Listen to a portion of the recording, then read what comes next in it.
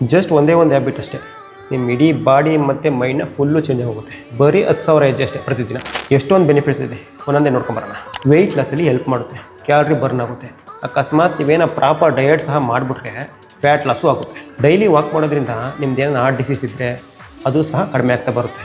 Blood circulation, blood pressure ಎಲ್ಲ ಕಂಟ್ರೋಲಲ್ಲಿರುತ್ತೆ. ನಿಮ್ಗೆ ಏನಾದರೂ ಸ್ಟ್ರೆಸ್ಸು ಮತ್ತು ಆ್ಯಂಗ್ಸೈಟಿ ಇದ್ದರೆ ಅದು ಸಹ ಕಡಿಮೆ ಆಗುತ್ತೆ. ನಿಮ್ಮ ಮೈಂಡ್ ಯಾವಾಗಲೂ ರಿಲ್ಯಾಕ್ಸಲ್ಲಿರುತ್ತೆ. ಹ್ಯಾಪಿ ಹಾರ್ಮೋನ್ ಸಹ ರಿಲೀಸ್ ಆಗುತ್ತೆ. ನಿಮ್ಮ ಸ್ಟ್ಯಾಮಿನಾ, ಫಿಟ್ನೆಸ್ಸು ಎಲ್ಲ ಇಂಪ್ರೂವ್ ಆಗುತ್ತೆ ಡೈಲಿ ವಾಕ್ ಮಾಡೋದ್ರಿಂದ. ಒಳ್ಳೆ ನಿದ್ದೆ ಬರುತ್ತೆ, ಶುಗರ್ ಲೆವೆಲು ಕಂಟ್ರೋಲಲ್ಲಿರುತ್ತೆ. ನಿಮ್ಮ ಬೋನು ಮತ್ತು ಜಾಯಿಂಟ್ ಹೆಲ್ತ್ ಇರುತ್ತಲ್ಲ ಅದೆಲ್ಲ ಸ್ಟ್ರಾಂಗ್ ಆಗಿರುತ್ತೆ.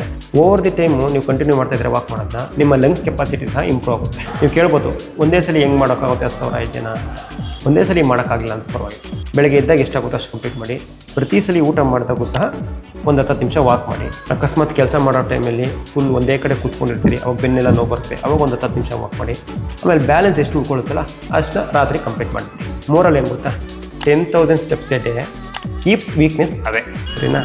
ವಾಕ್ ಮಾಡೋದ್ರಿಂದ ಇಷ್ಟೊಂದು ಬೆನಿಫಿಟ್ಸ್ ಇದೆ. 10,000 ಆಗಿಲ್ಲ ಅಂದರೂ ಪರವಾಗಿಲ್ಲ, ಒಂದು 6-7 ಸಾವಿರದಿಂದ ಸ್ಟಾರ್ಟ್ ಮಾಡಿ.